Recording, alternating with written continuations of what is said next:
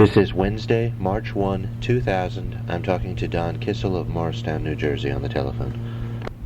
As I don't get quoted saying nasty things about Ken. You can go off the record, and you can do whatever you want. Actually, what are your thoughts on it? I don't know. You said you've got a few anecdotes about Ken. Maybe that's as good a place as any to start with, just sort of free association, I guess. Yeah, well, I'll tell you, I have known.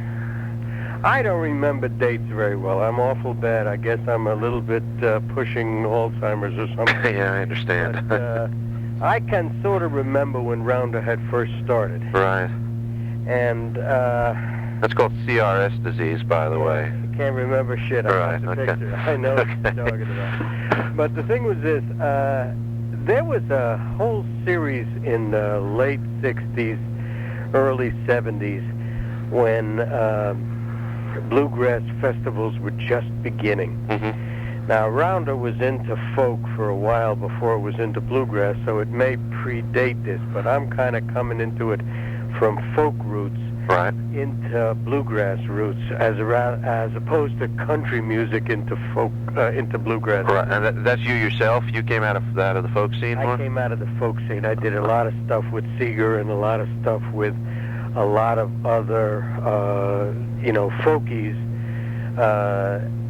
that slowly got me interested in the preservation of an American folk art, which happened to be bluegrass. Now, when you say you did a lot of stuff with Seeger, you mean listening and attending concerts, or were you working with them? Concerts, supportive, minor political, Seeger was an extremely political activist. Yeah, and I know, I've interviewed Pete, and I know a fair amount about his background. From his days of the Wobblies on forward. Right. Okay? So I'm going back to those kind of days. Sure. I live in a town now, moved into this town in the 60s when Woody Guthrie, having experienced his Huntington's chorea, was hospitalized in Greystone. Right. Greystone is a local mental institution that is 3 miles outside of the town where we live. Okay. So we kind of go back to Woody and to Gertie's Folk City. And oh, okay. I grew up in the Bronx, and I grew up in the Washington Square scene. Okay. A lot of this stuff is not straight country music, Nashville stuff. You follow what I'm saying? Yeah, and I'm real familiar with the scene, the world you're talking about. And I make the transition into bluegrass when I hear Monroe at a Philadelphia folk festival in the early 60s. And I'm saying, oh, wow, my God, what is this man doing on the mandolin? Right. And I start getting more and more and more involved, and then we begin producing shows. The way we produce shows is funny. We get a small bar who says, yeah, we'll rent you the joint for a piece of the action, and you bring up the bands and sleep them over at your house, and we'll produce a show on a Friday or a Saturday night. We'll get 300-400 people to come out, and we book Ralph Stanley before he's known. We book Walt Michael. We book Walt Hensley. We booked the JMB before they're really, really hot. Johnson Mountain Boys. Right, and you're doing this for a while then, because they came much later. All through the 70s. Okay. And then early on in the 70s, it seems to me I remember talking to Ken Irwin, and he's from Rounder, and he's hot. And I know Ken, but I don't know Marion, and I don't know the other partner, the third partner. I know him by name, but I don't know him. Okay. And Ken is very much, oh, please send me this, send me that. And I'm shooting like crazy, by the way. I'm an amateur and then semi-professional photographer, and I'm shooting. And ultimately, I collect a series of about 5,000 slides chronicling bluegrass from the late 60s, from Monroe forward into the middle 80s. And this is in your travels as well, at festivals and things? Festivals, and then I become the editor of Pickin' Magazine for 5 years. And so in all of these venues, in and out, I'm with and without, Rounder and with and without Ken Irwin. Right. Because I'm trying to relate it to Ken. This is not a piece on me. This is a piece on Rounder. Yeah, in part, but only in part.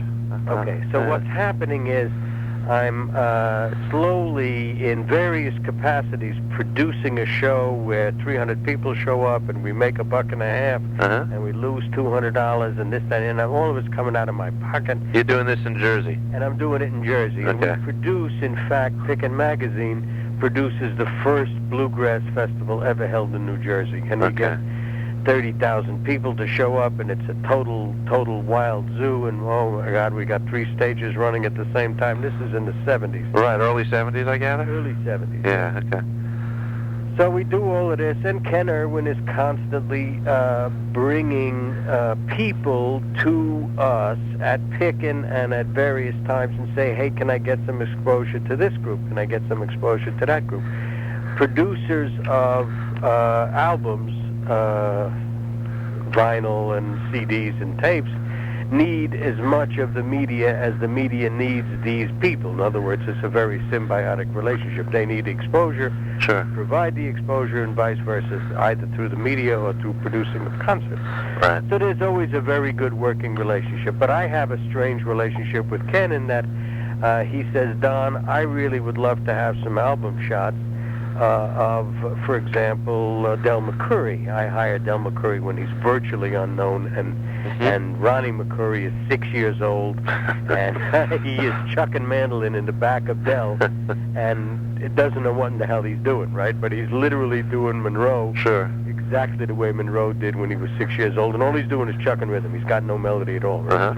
Junk. And Bobby's not even there yet, right? Okay. So, and I'm sleeping in Del McCoury's bus when we go down to York, Pennsylvania, before he moves to Nashville, and we're close with the family. So they're going to produce the first album of McCoury, and Don, I need a couple of photographs, and can you shoot? So I'm there with the camera, and I'm at the festival, so I shoot McCoury up a tree. Yeah. Up a tree in the sense that literally there's a tree at Klein's Grove or Watermelon Park or one of those real early festivals, and there's this tree with all kinds of knots and branches and stuff. So I literally position the guys all up and down the tree. They're literally hanging off the branches with their instruments, and it's a really fun and stupid and silly shot, but it's a bluegrass group. Right. McCoury is down at the bottom, and then Eversole is hanging off one side, and this one is hanging off the other side, and a whole bunch of different guys. And McCoury, of course, went to a zillion bands. Right. And so I shoot a couple of rolls, and I get all excited, and thanks, but no thanks.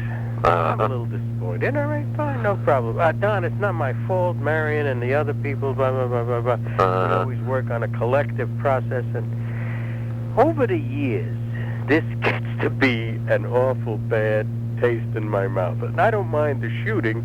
I don't mind the doing, but I just assume that when a guy says to you, do me a favor, give me some shots for an album cover. Yeah. I'm not paying you for it. I'm not trying to do it for nothing. I'm doing it on my own film. I'm never getting paid, and all I'm doing is getting, the collective that is Marion and Ken and whoever the third guy. Right, Bill Nowlin. And the collective seems to feel that these are not good enough, and blah, blah, blah. And they're asking you to shoot. And they're asking, Ken is. I never meet the other two. Right. And usually there's a kill fee involved if they don't use your stuff. But nobody ever heard of kill fees. Nobody did nothing. And Kissil is dumb enough to be able to shoot because he's doing the shooting both for the magazine and for his own archive, which ultimately I donate to IBMM. Right. And there is a 5,000 collection of the Kissil photographic archive of the history of bluegrass from the 60s through the 80s, right? This is exactly where it lays. Yeah. And all of this is a freebie. Anytime you want to borrow a shot, all I need is a photo credit, and I'm not asking you for a nickel. Right. I'm giving this all away. And I'm saying to myself, here's a company that's growing and making a good name for itself, and they're not able to buy a shot or a picture, right? And and I'm giving them free publicity in the magazine. I'm doing everything I can to be Mr. Nice Guy. And I'm thinking to myself, why is this happening? What is going on here? Ken is not stiffing me. He is not doing this. He's always blaming it on the collective. Yeah. Which begins to stick in my craw, having grown up in the Bronx myself, you know, Yep. and understanding from collective very, very clearly. So those are some of the negatives that I find coming out of having worked very closely with them. By the same token, whenever Ken is around and bringing, what's her name, the wonderful coal miner, right? Hazel Dickens? Hazel to a festival, or cutting an album with Hazel and Dudley Connell, the old JMB thing. They're always there. We're having dinner together, and there's no problem. We're all best of friends, and it's hi Don, hi this, hi that. And yet I'm never making a nickel off of anything. And again, it's not that you want to make a nickel. Every time I submit a story to BU, they're giving me $50 or $100. Every time I'm submitting a story to Bluegrass Now, I'm getting $50 or $100. Right. And again, I make my living writing. I'm a professional technical writer. Right. That's what I do for a living. And if I had to live on the $50 that those guys were paying me, I think to myself, this is not the way to make a living. Sure. I'm making zillions of dollars from the pharmaceutical industry, where I'm a pharmacist and a pharmacologist and a techie writer. And I'm making a lot of money, and I'm putting 2 kids through college, and I'm having a grand time. But bluegrass is my soul and my heart, and I'm thinking to myself, all right, I might as well do this for nothing. I'm not going to knock myself out. Right. Plus, I'm bringing guys up from Alabama in the middle of the frickin' winter and pushing the bus up the hill when the snow gets so bad that 14 people show up at the concert, and I'm pushing the bus up the hill between the rest of the audience to get Rule Yarborough to do a concert, because he needs a gig in the middle of the winter, because he's starving to death down there. There ain't no music down there in the middle of the winter, right? Right. But Kissil's producing these kind of shows. So I'm saying to myself, Ken, how about it? Yeah. But it ain't there, right? Right. Did he ask you to present artists that were around, or artists? Yeah, what he would do is he would try to get exposure Sure. for... Again, Michael, this is not for publication. I understand what you're saying to me. General sense. I have no angst and no hard-on for Ken or any of these guys, because they started out small like I did. They ended up with a very substantial, good business, but they worked their buns off to get it, and I give them all the credit in the world for doing it.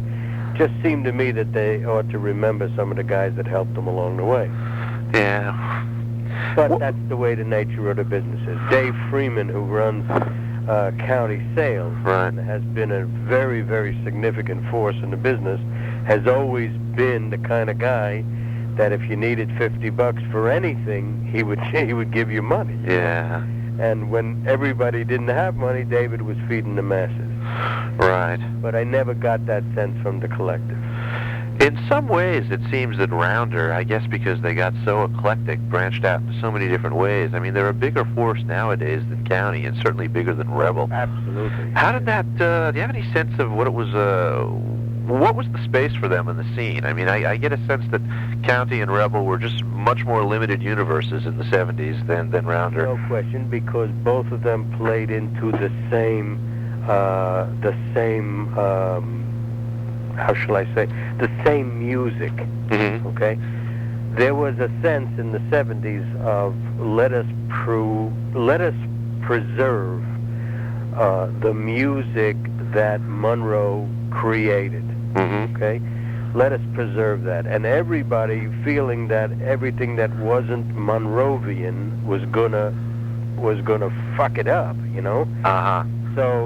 So a lot of these guys are dyed and bound traditionalists, and when the new what's the name, the gents come along, Right. and they start doing some of those unusual harmonies, you'll find some of these guys saying, I wouldn't walk across the street to hear the damn gents. They are not playing the good old traditional country music. Right. And the more isolated they became, the more the sense of Rounder is going in the other direction. He is eclectically picking up a blues player here, a jazz player there, and looking at it strictly from the instrumentation aspect of it. I'll give you a classic example. Yeah.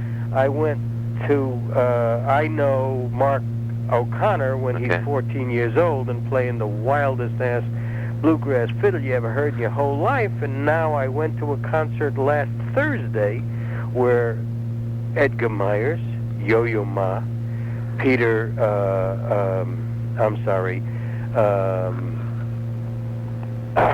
Mark O'Connor, and the London Symphony Orchestra are doing Mark O'Connor's Appalachian thing, right? Right. And I'm saying, this guy has made the transition. David Freeman and Charles Freeland and some of those old guys don't make that transition. Right. They're so dyed in the wool, let us preserve this wonderful music, they won't do it. Yeah. They finally succumb and they start producing, Freeland's kid is a drummer. Right. You know what I'm saying? Mm-hmm. This is Rebel before it got bought out. Charles Freeland had a drummer. What's his name's kid? The banjo player. CRS strikes again. What the hell's his name? Monroe's banjo player before he split. Scruggs. Scruggs has a couple of kids. Randy Scruggs is doing piano and doing all kinds of instruments that are just not traditional. And they're all Scruggs himself in the 60s, I guess. He became anathema.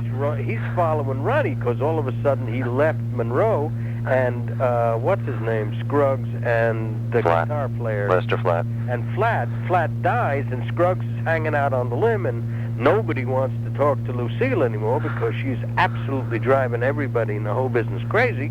So Scruggs got nothing to do, so he grabs a hold of son Ronnie, and they start doing all kinds of modern stuff that nobody wants to talk about. Yeah. So, again, getting back to your Rounder thing, Rounder has the big sense, and a lot of these guys have the preservation sense.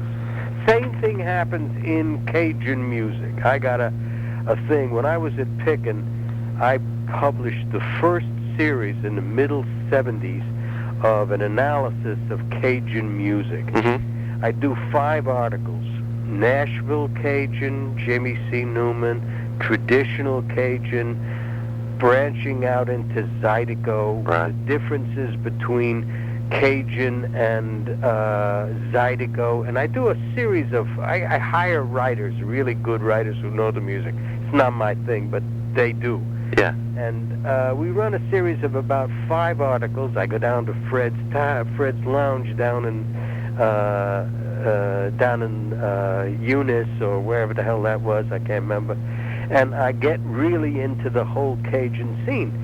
Why, you go to any damn festival now anymore, and there are big monster fights between Zydeco people and Cajun people. And this is not traditional enough, and this is strictly R&B. What in the hell are they calling it Zydeco for? Right.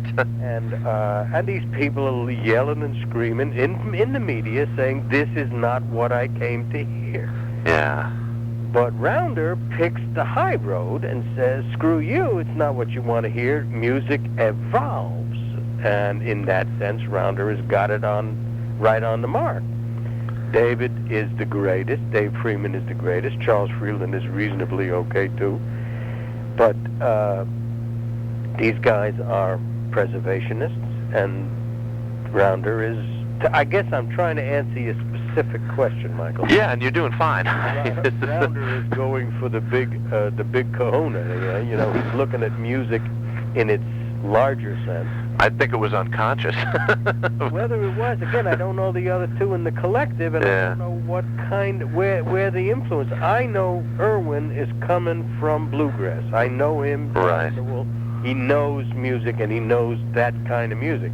Now, if you say to me, he also knows jazz and he also knows blues, I would not know that. But maybe Marion does, and maybe the other guy does. Yeah, he doesn't. I think they're all coming from a very educated folk revival urban aesthetic, which leaves them open to things other than just traditional bluegrass.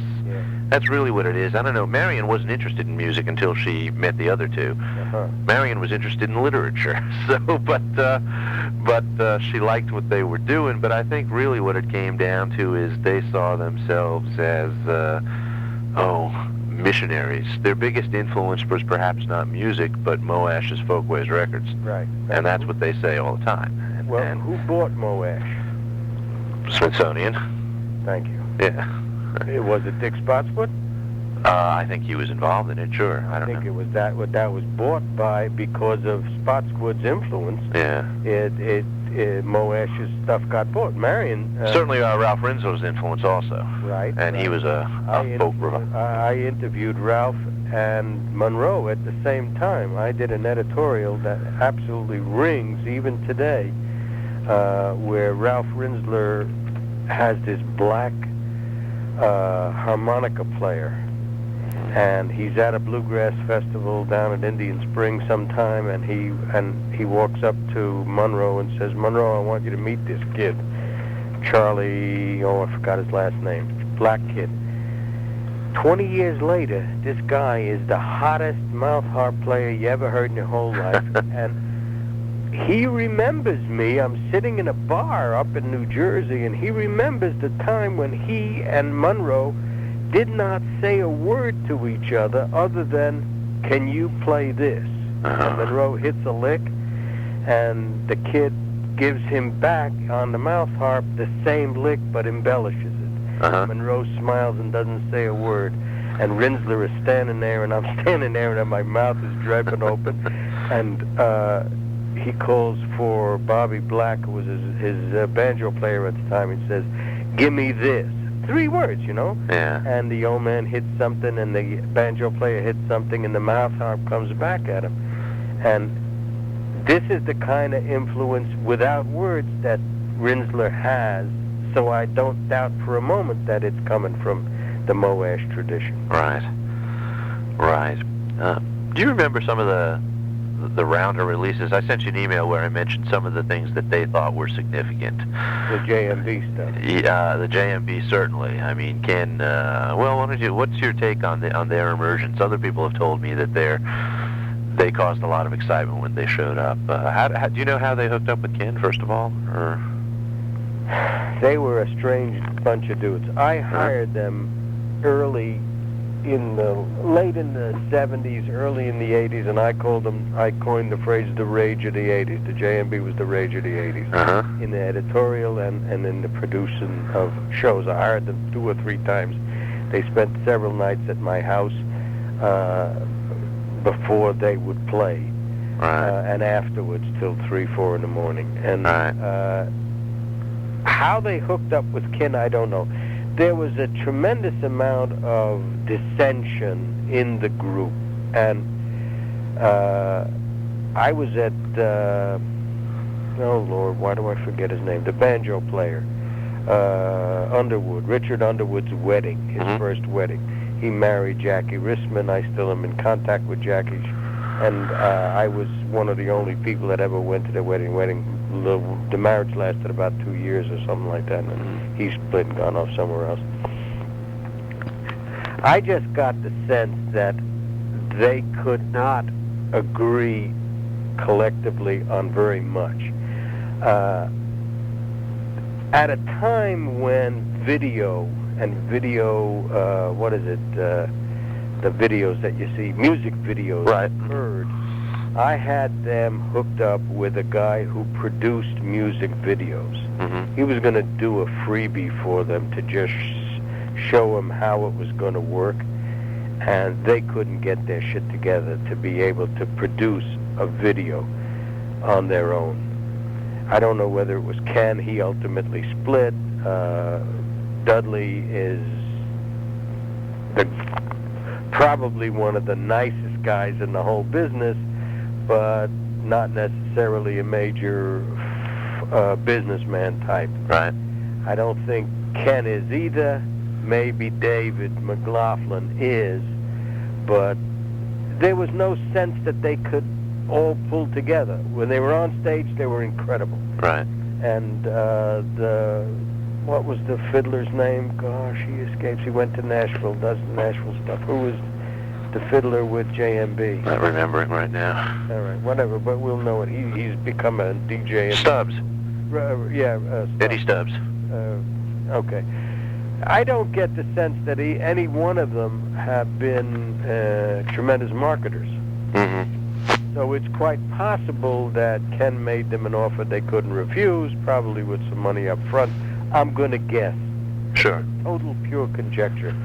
They worked from gig to gig. They had no management. There was never any guy that booked for them that I can remember. You called up Dudley, you called up Richard, and you said, listen, I need you for so-and-so night. Have you got the spot for me? And they booked right on the phone. Do they cause a lot of excitement? And people seem to... Oh, wow, they were hot. Really? Oh, my God, they were hot. And the idea of working around one mic that is now so prevalent, they literally began. In the old days, the Monroe days, and the Scruggs, and the Flat days, they would all work around one mic because that was all that was hot. Right. Then the JMB sort of reinvented that wheel. Everybody in bluegrass had 5, 6 mics, 5, 6 vocal mics, and then underneath they would have 5, 6 instrument mics, okay? Right. And they were all over the place with mics up to gazooty. Well, when they did their quartets and their trios for the vocals, everybody was working on a separate mic. What JMB did is bring back the old idea of the choreography around a simple vocal mic. They all had their own instrument mics. Right.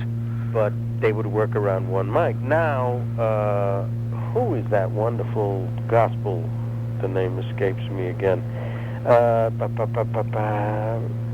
North Carolina. The Cox family? No. He's got a hair lip. Oh, I don't know. Give me the name. You know him as well as I do. Quicksilver. Okay. Give me the name.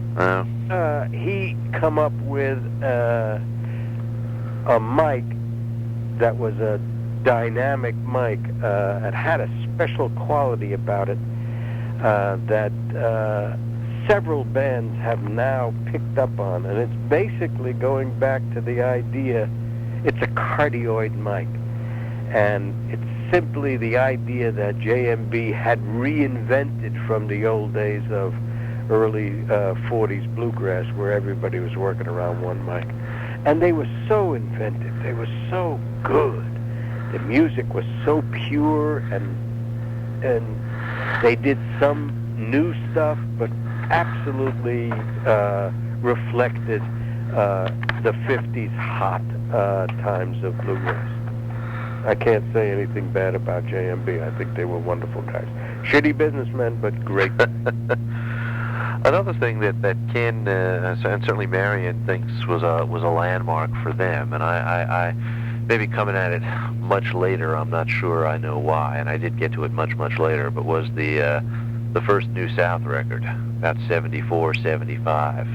New South is J.D. J.D. Crowe, yeah, his first Rounder record. It was Rounder. How much do you know of J.D.? Very little. I mean, Okay. Next time you see J.D. on stage, no matter where he is, anytime, 10 minutes into the set, he will look at his watch. Uh-huh. J.D. is, to my mind, an extremely inventive banjo player who doesn't really like to play. Yeah. It's my opinion, all right? Mm-hmm, sure. I have a sense he may like to rehearse, but he may not like to perform. Right. Big difference. So, good guy, very friendly, always says hi when you see him, but I'm not a real big fan of Crowe. Right.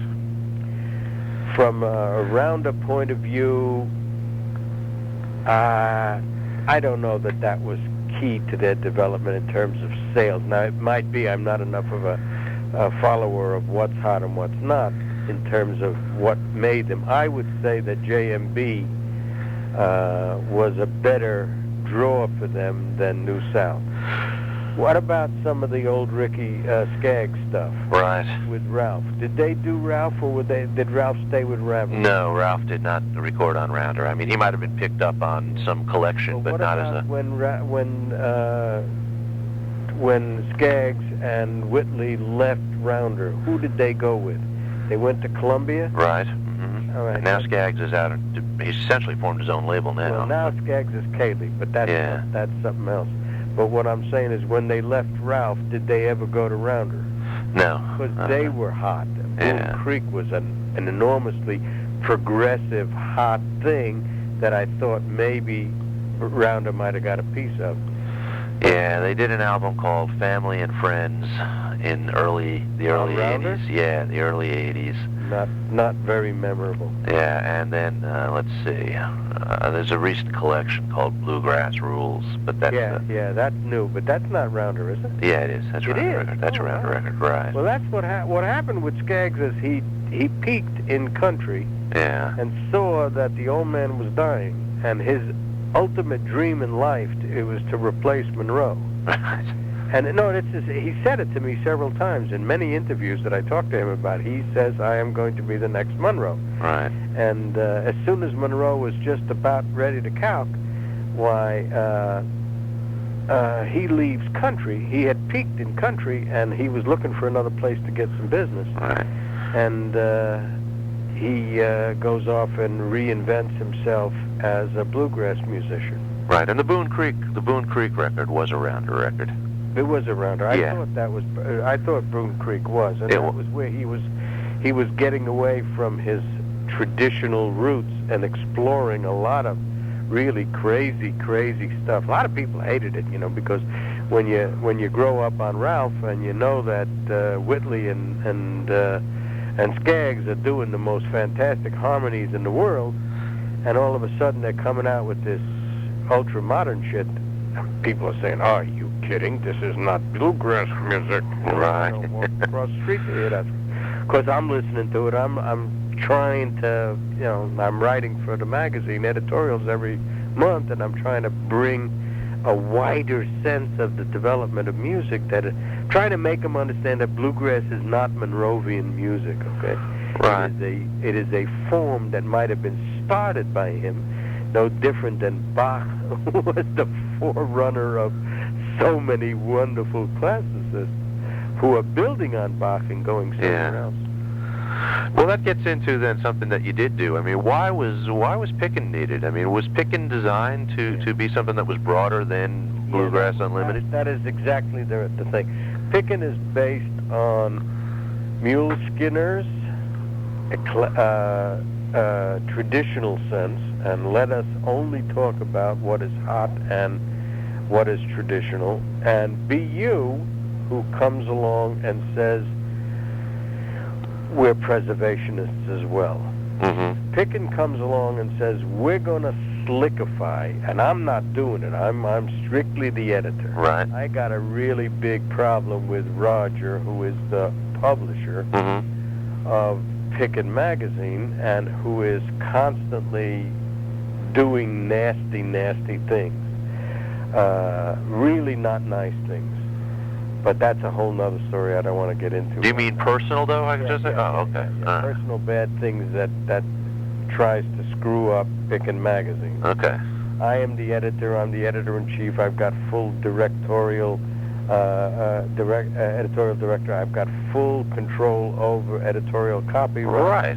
So you're creating the look of the magazine. And Roger has strictly the instrumental end of it. I don't touch how you build or make or do an instrument, and he don't touch anything I have to do with copy. Yeah. But then the advertising begins to kind of do nasty things, okay? Pickin' comes along and says that V.U., who I have the greatest respect for, Pete Kuykendall and I go back, I'm writing for B.U. early on. And Pickin' comes along and says, Roger comes along and says to me, Don, what we want to do is we want to bring B.U. uptown. We want to make it look like it's a 70s mag. We want to bring good art. We want to do good photography. We don't want to do crappy black and whites. We want to do some good full-color ads. I own a printing company, Don. He says to me, I'm going to produce the most fantastic 4-color inserts for free because I'm going to print the magazine myself. You handle the copy, I don't touch you. I'll handle the instrumentation, and my company will print the magazine. We will knock BU out of its socks. And for about 2 or 3 years, we developed what's taken BU about 15 years, from the early 60s on up to the mid-70s, to run a circulation of about 17 thou. We are doing in 2 years roughly 25, 30,000 paid circ, ABC paid circ. And I'm saying to myself, this is either a sign of the times or we're doing something right. Right. Well, Roger does a whole bunch of bad things, and the magazine gets into wanting to change its name. Like, we're going to go from picking into people into music. I resign. The next month, the name comes back. They hire me back again. And a lot of bullshit that goes on. He says to me, the advertising director says to me, I need TNA. I want to put some really slick, beautiful girl on the cover. Give me some TNA for the magazine and we'll get you newsstand coverage. The only thing that BU had was strictly direct mail. Right. We were direct mail. We want to go newsstand. I have a way, blah, blah, blah, to go newsstand coverage, but you got to give me a TNA for the cover. And I am so furious because he doesn't understand the market. He doesn't understand the kind of readership we have. And so I said, all right, I'll give you some TNA. I give him a picture of Mrs. Henry Cannon with the hat, with the little tag sticking down, right smack on the front cover. Right. And I went out to Nashville and shot it myself. You know who I'm talking about. I do, yeah. Mrs. Henry Cannon. I give him this for TNA on the cover. He is so furious, he fires me again, and I get hired next week again, and it is the biggest riot you've ever seen in your whole life. And that's the kind of bullshit that went on with Pickin' Magazine. We were hot. We were there at the time. I had my heart coming in the right place in terms of not making it a fanzine. Right. They wanted to make it a fanzine. They wanted to go newsstand. I said I can't do it because that's not what the readership is, and I thought I understood the readership. Make a long story short, that was Pickin'. Pickin' did some nice things for Rounder. Besides, running their usual ads and stuff. Sure. I mean, I liked Ken. I'll tell you one really, really funny story. There's and this is probably, my daughter's going to say, don't ever tell this story outside, so therefore it should not go into press, but I'll tell you what. Ken is a very straight shooter. Yes. Okay? He's a very moral type of guy. Yeah. There was a fella who was a DJ. We called him Motor Mouth. He died recently. What is his name? The name is CRS Strikes Again, all right? Bill Vernon is the name, okay? Bill Vernon and I are real tight. Bill Vernon knows. He's the kind of a guy who knows every album that has ever been produced by its Decca number. Those kind of... Right, I know those guys, yeah. Those kind of guys who oh, yeah, Boone Creek, that's Decca number so-and-so. Right. He would rattle off numbers to you. He total insanity. Well, Bill Vernon has a room at some festival, and I'm there with my 7-year-old or 15-year-old daughter. I don't remember how old she was. And my wife and I and my daughter are there. And we're living in usual up to our eyeballs in mud and the usual bullshit of a bluegrass festival, but we're having a great time. Bill Vernon's got a hotel room because he's DJing, all right? Mia, my daughter, says, Dad, I got to take a shower. I can't stand this. Why don't you go ask Bill if he'll let you use his shower, right? So Bill Vernon, of course, had 87 wives. Right? He didn't really, but it was one of those guys who go in and out of another wife. Right. So, of course, Mia, my daughter, goes in to take a shower in Bill Vernon's room, and Ken has got the room next door. All of a sudden, Mia, with a towel wrapped around her at 15 years old, comes running out of Vernon's room, Vernon running right behind her, saying something is wrong with the water. Ken walks out the door, and everybody automatically assumes that my 15-year-old daughter is having a affair with Bill Vernon, not the least of which is the look on Ken's face, which he doesn't say anything about, but you know what he's thinking. Kissil, you idiot, letting your kid mess around with the old roue Bill Vernon. Of course, he did nothing. He was very, very nice, and there was nothing going on, but that's the kind of sense I had from Ken. His super moral tone was really funny. Yeah, Ken's a very uncomfortable guy around a lot of countercultural things that still float around in festivals and stuff. Yeah. Good guy. Can't say anything bad about him. The collective always depressed me, but I always liked Ken. Right. Give me some other questions. I'm kind of rambling. That's all right. I'm just thinking one of the other things, and I don't know if if this even occurred to you, or if you have a take on it. Ken feels that Rounder did more than anybody to start releasing women bluegrass leaders. Have any thoughts about that? Benny and Valley Kane. Before Dave Freeman put out a whole series of women in bluegrass, not usually husbands and wives. Wilma Lee and Stoney. You know what I'm talking about? Yeah, Stoney I Cooper, do. Benny and Valley Kane. Still, the Pattersons. Heights of really traditional, ultra-nasal, maybe bordering a little bit more on old-timey than straight bluegrass. What's his name?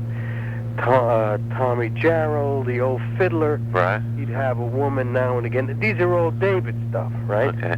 This is not Ken. Right. Yes, truthfully, I would say from probably the 80s forward, Rounder had a much more significant influence in bringing women into country music. Who did? What is her name? The banjo player. Murphy Henry, right. Who did her? I don't think she recorded for Rounder. I really don't. But I think if anybody, she recorded for David. Okay. It may have been Rebel, it may have been County. I don't know who did, but there were some women around. When he grabbed hold of early, what's her name? The fiddler who... Alison Krauss.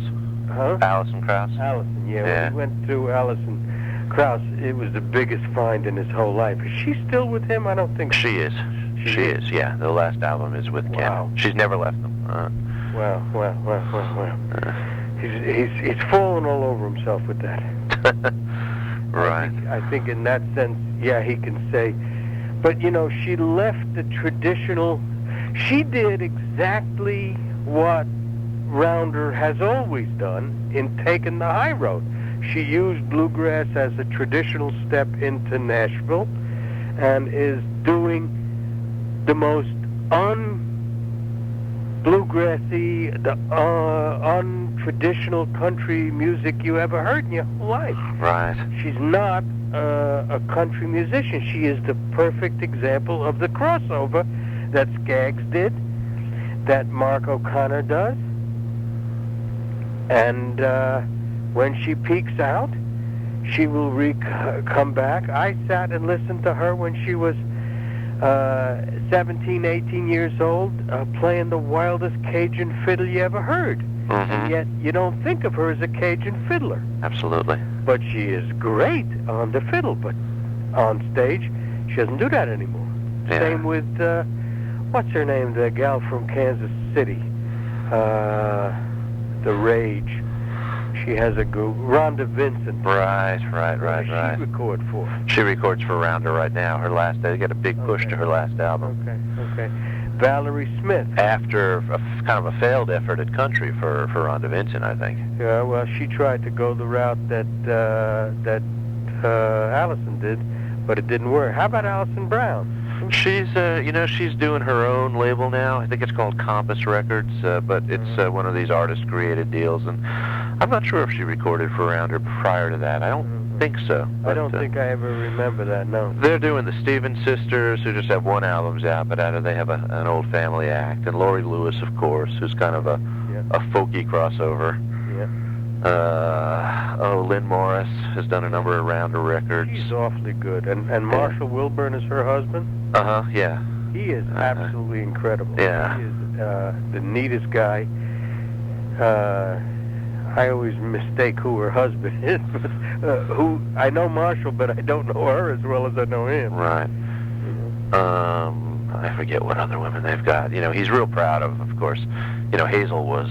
Hazel was terrific. Yeah, and And there are several situations where Hazel was either not performing at a festival or was there as a guest walking around on the grounds, and I would have a blanket down on the festival 2 rows in front of the stage, right before the stage, and I would sit on my blanket and just chew up all this wonderful music. And early on, and there was Ken and Hazel there together sitting, bringing her to the forefront. And they would always sit on Don's blanket because there was a face they knew, Right. And there are many good times we had together. And the album that she did with Dudley, I just absolutely eat up. I love it. What do you think of this guy, Johnny Stats?